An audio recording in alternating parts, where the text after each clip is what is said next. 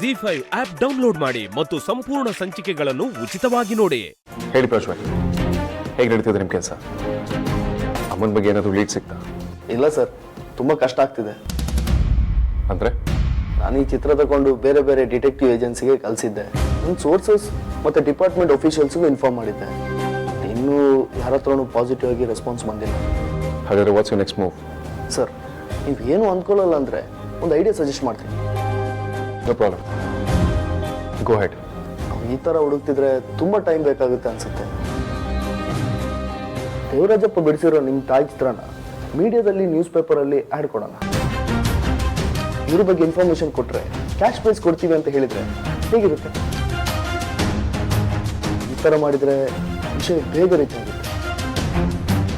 Chance ನಿಮ್ಮ ತಾಯಿನೂ ಬೇಗ ನೋಡ್ಬೋದಲ್ವ? ಅವರು ನನ್ನ ಮಕ್ಕಳು ನನ್ನನ್ನು ಹುಡುಕ್ತಿದ್ದಾರೆ ಅಂತ ಬೇಗ ಬರ್ಬೋದಲ್ವ? ಪ್ರಜ್ವಲ್, ನನಗೆ ಕೆಲಸ ಮಾಡೋ ಹಾಗಿದ್ರೆ ಯಾವತ್ತೂ ಮಾಡ್ತಿದ್ದೆ. ಅಮ್ಮನ ಹುಡುಕಾಟ ಡಿಸ್ಕ್ರೀಟ್ ಆಗಿರಬೇಕು ಅಂತ ನಿಮ್ಗೆ ಹೇಳ್ತಿರ್ಲಿಲ್ಲ. ಆ್ಯಡ್ ಕೊಡೋದು it's not a safe idea Prajwal. ನಮ್ಮನ್ನು ಎಷ್ಟು ಜನ ಪ್ರೀತಿಸ್ತಾರೋ, ನಾವು ಬೇಕು ಅಂತ ಹೇಳ್ತಿರ್ತಾರೋ ಅಷ್ಟೇ ಜನ ನಮ್ಮನ್ನು ದ್ವೇಷಿಸೋರು ಇರ್ತಾರೆ, ನಮ್ಮ ಕೆಟ್ಟದಾಗಲಿ ಅಂತ ಪ್ರತಿದಿನ ಬಯಸೋರು ಇರ್ತಾರೆ. ಇಂಥ ಸಂದರ್ಭದಲ್ಲಿ ಅಮ್ಮನ ಬಗ್ಗೆ ಪಬ್ಲಿಕ್ ಆಗಿ ಆ್ಯಡ್ ಕೊಡೋದು it's not a good idea. ಅಮ್ಮನ ಮೇಲಾಗಲಿ ಅಥವಾ ನನ್ನ ತಮ್ಮಂದ್ರ ಮೇಲಾಗಲಿ ಅಟ್ಯಾಕ್ ಆಗೋ ಚಾನ್ಸಸ್ಗಳು ಬಹಳ ಇವೆ. ಆ ಕಾರಣಕ್ಕೋಸ್ಕರ ಬೇಡ ಅಂತ ಹೇಳ್ತಿರೋದು. If not, the city commission is very close to me Prajwal. ಯಾವತ್ತೋ ವಿಷಯನ ಹೇಳಿ ಹುಡುಕಾಟನ ಶುರು ಮಾಡಿಸ್ತಿದ್ದೆ. ಒಂದು ವೇಳೆ ಈ ಹುಡುಕಾಟ ಪಬ್ಲಿಕ್ ಆದರೆ ಆ ದಿನ ನನ್ನ ತಮ್ಮಂದ್ರಿಗೆ ಲೈಫ್ ಥ್ರೆಟ್ ಇದೆ. ಹಾಗಾಗಿ ಅವಳಕ್ಕೆ ಬಿಸಾಡಕ್ಕಾಗಲ್ಲ. ಸಾರಿ ಸರ್, ನಾನು ಇಷ್ಟೆಲ್ಲ ಡೀಪಾಗಿ ಯೋಚನೆ ಮಾಡಿಲ್ಲ. ಹೇ, it's okay Prajwal, no problem. But ನೀವು ವಿಷಯನ ಆದಷ್ಟು ಸೀಕ್ರೆಟ್ ಆಗಿರಬೇಕು. ಹಾಗಿದ್ರೆ ಏನು ಮಾಡೋಣ ಅಂತೀರಾ ಸರ್? ಆ ದೇವರಾಜಪ್ಪ ಬಿಡಿಸಿರೋ ಚಿತ್ರಗಳನ್ನ ನಮ್ಮೂರಲ್ಲಿ ಒಂದಷ್ಟು ಜನಕ್ಕೆ ತೋರಿಸೋಣ.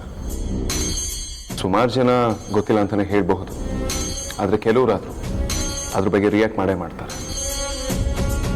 ನೋಡೋಣ ಹೇಗಾಗುತ್ತೆ ಅಂತ. ಸರ್, ಇದು ರಿಸ್ಕ್ ಅನ್ಸಲ್ವಾ? ಆಮೇಲೆ ಏನಾದರೂ ಹೆಚ್ಚು ಕಮ್ಮಿ ಆದರೆ? ಪ್ರಜ್ವಲ್, ಟು ಬಿ ಆನೆಸ್ಟ್, ಎಲ್ಲರೂ ನನ್ನ ತಾಯಿ ಬದುಕಿದ್ದಾರೆ ಅಂತ ನಂಬಿದ್ದಾರೆ.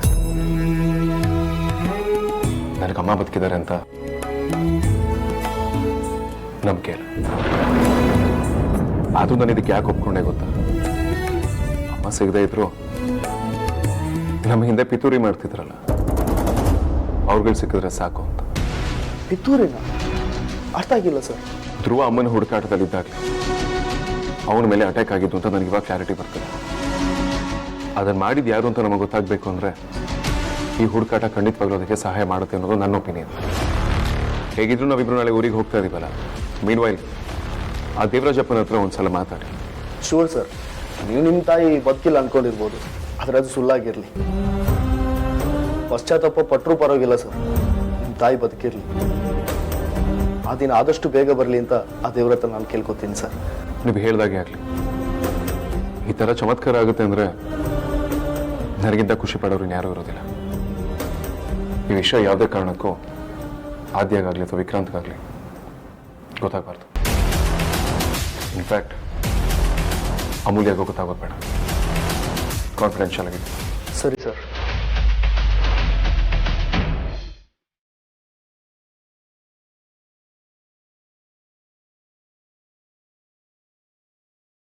ತಗೊಳ್ರಿ.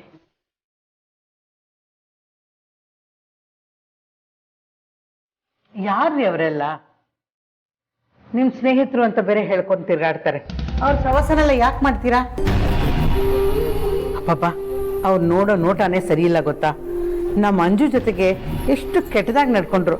ಅಂಥವ್ರ ಜೊತೆ ನಿಮ್ಗೇನ್ರಿ ಸ್ನೇಹ? ಅವ್ರು ಇನ್ನೊಂದು ಹೇಳಿದ್ರು ಗೊತ್ತಾ? ಅವರು ಫೋನ್ ಮಾಡ್ತಾ ಇರ್ತಾರಂತೆ, ನೀವು ಕಟ್ ಮಾಡ್ತಾ ಇದ್ದೀರಂತೆ, ಮಾತೇ ಆಡ್ತಾ ಇಲ್ವಂತೆ. ಅಲ್ಲ ರೀ, ಅಂಥವ್ರ ಜೊತೆಲ್ಲ ಯಾಕ್ರಿ ನೀವು ಸ್ನೇಹ ಬೆಳೆಸ್ತಾ ಇದ್ದೀರಾ? ಇನ್ನು ಮುಂದೆ ಅಂಥವ್ರ ಜೊತೆಲ್ಲ ನೀವು ಓಡಾಡೋದೇ ಬೇಡ. ಒಂದು ವೇಳೆ ಅಂಥವ್ರ ಜೊತೆ ನೀವು ಸ್ನೇಹ ಇಟ್ಕೊಂಡ್ರು ಮನೆವರೆಗೂ ಬರೋದನ್ನು ಮಾತ್ರ ಇಟ್ಕೋಬೇಡಿ. ಅಕ್ಕಪಕ್ಕದವರೆಲ್ಲ ನೋಡಿದ್ರೆ ನಮ್ಮ ಬಗ್ಗೆ ತಪ್ಪು ತಿಳ್ಕೊಳ್ಳಲ್ವಾ ಹೇಳಿ? ಬರೀ ಅವರು ಆ ಮೇಟ್ರ್ ಬಡ್ಡಿ ಪ್ರಕಾಶನ್ ಕಡೆಯವರು. ಅವರು ಒಂದು ನಯಾ ಪೈಸೆನೂ ಬಿಡೋದಿಲ್ಲ. ಅದಕ್ಕೆ ನನ್ನನ್ನು ಹುಡ್ಕೊಂಡು ಬಂದಿದ್ರು ಅನಿಸುತ್ತೆ. ಓ, ಅದಕ್ಕೆ ಹಾಗೆಲ್ಲ ಮಾತಾಡಿದ್ರು ಅನ್ಸುತ್ತೆ. ಅಲ್ಲ, ನೀವು ಅವತ್ತೇ ದುಡ್ಡನ್ನ ವಾಪಸ್ ಕೊಡ್ತೀನಿ ಅಂತ ಹೇಳಿದ್ರಿ. ಕೊಡಬೇಕು ಅಂತಲೇ ಅಂದ್ಕೊಂಡೆ ಪ್ರೀ, ಆದರೆ ಆಟೋ ರಿಪೇರಿಗೆ ಬಂದ್ಬಿಡ್ತು. ಇಲ್ಲ ಅಂದರೆ ಯಾವತ್ತೋ ಕೊಟ್ಟು ಕೈ ತೊಳ್ಕೊಂಡ್ಬಿಟ್ಟಿರ್ತಿದ್ದೆ. ನೋಡಿ, ಯಾರು ಕೊಡ್ತಿರೋ ಬಿಡ್ತಿರೋ ನನಗೆ ಗೊತ್ತಿಲ್ಲ. ಮೊದಲು ಅವ್ರ ಸಾಲ ತೀರಿಸ್ಬಿಡಿ. ಅವ್ರು ಪದೇ ಪದೇ ಮನೆ ಬಾಗಿಲಿಗೆ ಬರೋದು ನನಗಿಷ್ಟ ಇಲ್ಲ. ಅವ್ರು ಬರೋದು ನನಗೇನು ಇಷ್ಟನ ಪರಿ. ಈ ಸಲ ಹೇಗಾದರೂ ಮಾಡಿ ಕ್ಲಿಯರ್ ಮಾಡಬೇಕು. ಕ್ಲಿಯರ್ ಮಾಡ್ತೀನಿ ಬಿಡು. ಮೊದಲು ಆ ಕೆಲಸ ಮಾಡಿ. ಎಲ್ಲರ ಹತ್ರನೂ ಒಂದೊಂದು ರೌಂಡ್ ಸಾಲ ಮಾಡಾಗಿದೆ. ಯಾರ ಹತ್ರ ದುಡ್ಡು ಕೇಳೋದು ಅಂತಲೇ ಗೊತ್ತಾಗ್ತಾ ಇಲ್ಲ. ಪ್ರಜ್ವಲ್, ನಮ್ಮ ಆಡಿಟರ್ ಹತ್ರ ಇಂಪಾರ್ಟೆಂಟ್ ಫೈಲ್ ಇದೆಯಂತೆ. ಅದು ನೀವು ಆನ್ ದ ಪೇ ಬರ್ತಾ ಅವ್ರನ್ನ ಮೀಟ್ ಮಾಡಿಕೊಂಡು ಫೈಲ್ ತೊಗೊಂಬರೋದಕ್ಕಾಗತ್ತಾ? ಅದಕ್ಕೆ ವೇದಾಂತ್ ಸೈನ್ ಆಗಬೇಕಂತೆ. ಸಾರಿ ಮೇಡಮ್, ಒಂದೆರಡು ದಿನ ನಾನು ಆಫೀಸಲ್ಲಿ ಇರಲ್ಲ. ಬೇಕಾದರೆ ಕಾಂತ ಅವ್ರಿಗೆ ಹೇಳ್ತೀನಿ, ಅವ್ರು ತಗೊಂಡು ಬರ್ತಾರೆ. ಹಾಂ, ಇವತ್ತು ತಾನೇ ಬಂದಿದ್ದೀರಾ, ಮತ್ತೆ ಎಲ್ಲಿಗೆ ಹೋಗ್ತಿದ್ದೀರಾ? ಮೇಡಮ್, ನಾನು ಮತ್ತೆ ವೇದಾಂತ್ ಸರ್ ಇಂಪಾರ್ಟೆಂಟ್ ಕೆಲಸದ ಮೇಲೆ ಆಚೆ ಕಳಿಸ್ತಿದ್ದಾರೆ. ಅದಕ್ಕೆ ನಾನು ಊರಿಗೆ ಹೋಗ್ತಾ ಇದ್ದೀನಿ.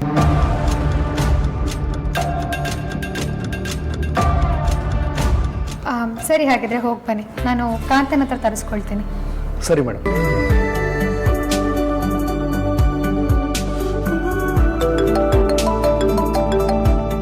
ಇಲ್ಲಿಂದಲ್ಲಿಗೆ ಫೋನ್ ಮಾಡ್ತಿದ್ದಾನಲ್ಲ.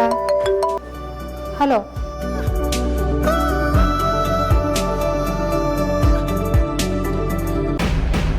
ಕೂತ್ಕೊ. ಅಮೂಲ್ಯ, ನಿನ್ನ ಹತ್ರ ಒಂದು ವಿಷಯ ಮಾತಾಡಬೇಕಿತ್ತು. ನೀನು ಮಾತಾಡ್ತೀಯ ಅನ್ನೋದೇ ಖುಷಿ. ಏನು ಹೇಳು? ನಾನು 2 ದಿನ ಕೆಲಸದ ಮೇಲೆ ಹೊರಗಡೆ ಹೋಗ್ತಾ ಇದ್ದೀನಿ. ವಾಪಸ್ ಬರೋದು ಒಂದು 2 ದಿನ ಆ ಕಡೆ ಈ ಕಡೆ ಆಗ್ಬೋದು.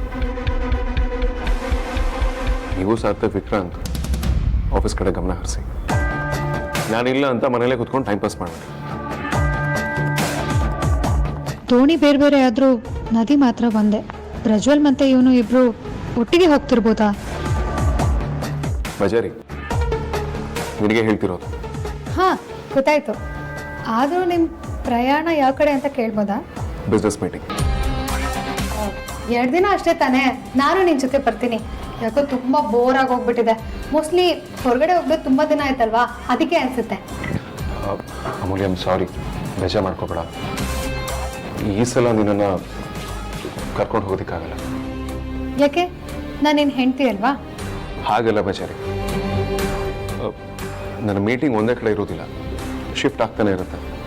ನನ್ನ ಜೊತೆ ನೀನು ಎಲ್ಲ ಕಡೆ ಟ್ರಾವೆಲ್ ಮಾಡೋದು ಕಷ್ಟ ಆಗುತ್ತೆ, ಟಯರ್ಡ್ ಆಗ್ತೀಯ. 2 ದಿನ ಅಷ್ಟೇ ಅಲ್ವಾ, ಮನೇಲಿ ರಿಲ್ಯಾಕ್ಸ್ ಮಾಡ್ತೀರ. ಬೇಗ ಬರ್ತೀನಿ. ಹಾಂ, ಟ್ರಾವೆಲ್ ಮಾಡೋದು ನನಗೇನು ಅನಿಸ್ತಲ್ಲ, ನಾನು ಬರ್ತೀನಿ. ಬೇಡ ಅಂತ ಹೇಳಿದ್ನಲ್ಲ, ಯಾಕೆ ಹಠ ಮಾಡ್ತಿದ್ಯಾ?